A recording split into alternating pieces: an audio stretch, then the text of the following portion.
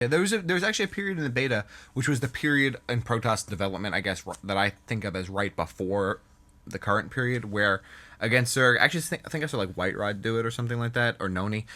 There was a build where there was this really early robo push, which is pretty much basically what you're talking about, where they built a gateway and then they built 2 robo facilities and built immortals, and then they pushed when they had about 3 or 4 immortals. They pushed, and usually this attack would catch the Zerg as they were expanding and just destroy everything. It would destroy the roaches, destroy the Zerglings because they had the zealots out, and just wreck everything. And even with a couple times that Zerg would rush to Hydralisks, it would still rip through them because I mean, immortals are so strong.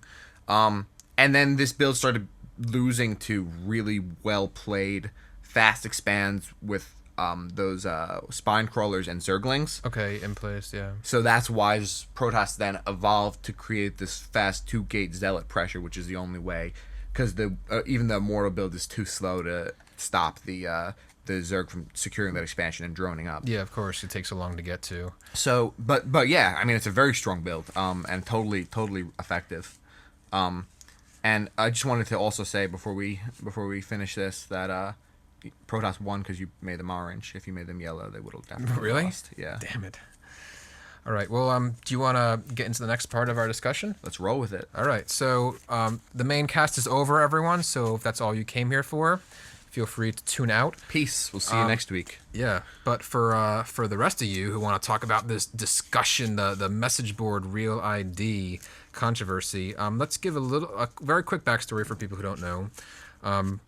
Blizzard had revealed about a week ago that they plan to make their Blizzard forums, starting with Starcraft, the launch of Starcraft 2, to require your real name to post on the forums. Yeah. So everything you post goes under your real name.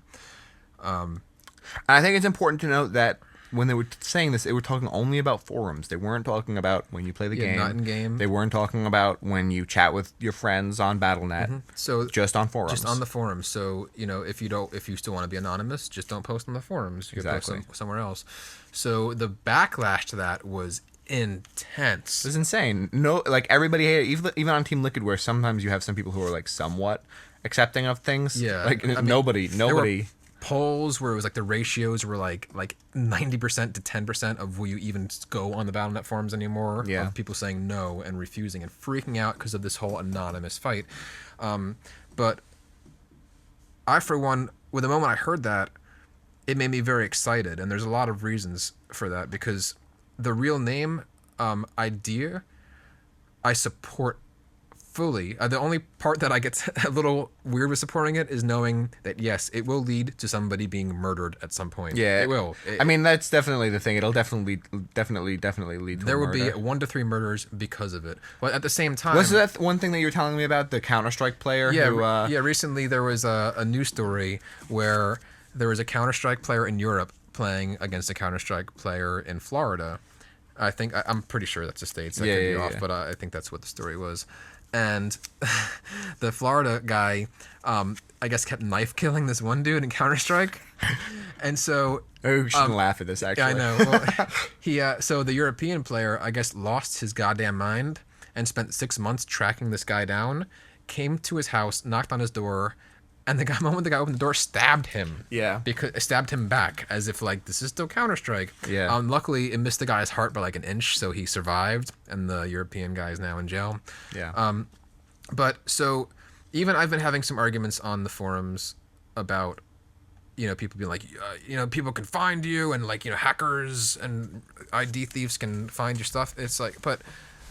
hackers and ID thieves, there's a couple layers to my argument. Hackers and ID thieves can find your stuff no matter what. Yeah, that's true. Like if you're posting online, 99% of people are not following anonymous guidelines to keep, like I could easily Google search most of your names on a forum and find that's your same name somewhere else and get your email handle. Or I could find your IP. So many message boards show your IP address. My mother could track most of you down. Yeah. If I just told her a few simple steps what to do. And then there's the whole thing of how many of us are on Facebook? Almost. Well, that's the thing that's my point really, is that I feel like people who are using the defense of of your vulnerability of your identity and privacy, they're really that's a veiled argument, and really what they're afraid of is the loss of anonymity. But you look at something like Facebook, where you have no anonymity on Facebook. You're who you are, and Facebook's incredibly popular, and everybody's fine being friends on Facebook, but not for StarCraft. It doesn't make, to me, it seems just like people are embarrassed to play StarCraft. Yeah, well, it's like, here's my argument a little bit, because look at YouTube. Yeah. So YouTube is anonymous commenters. Yeah. And if you go through, aside from our videos, which have the best comments, if you go through so many videos, and even like I work for certain nonprofit organizations that have a lot of, there's certain religious things that go on with them, and I'll post videos of that. These comments, like, you'll see comments on videos of, like, with kids, and even like anti-religion, anti-Semitic things. Mm-hmm. There'd be videos of, like, a kid celebrating, and you have comments of, like, I hope you get raped and die and burn, you son of a bitch. And it's like, this is these are kids, and it's all anonymous commenters. And then you go on somewhere like Facebook, you're not going to see that, because most people, me aside, are on their real names. Yeah, most people don't create weird transsexual alter egos on Facebook. And so it begs the question, I mean, it's pretty much, yourself on the internet is an extension of yourself, and sites like Facebook, sites like LinkedIn, sites like even MySpace, they understand that the internet, you're using the internet as a extension of your own self. Yeah. And up until now, that's been kind of a new idea, and there's been some backlash of, like, Facebook, don't give your private information away. But I think as we evolve, and as we become closer to becoming, I mean, this is getting a little high tech, but becoming one with technology. Of, again, I joked about the singularity before, but even the idea of putting our parts of our consciousness into digital entities, which at that point would make any network a direct extension of ourselves. And I don't see that big of a difference.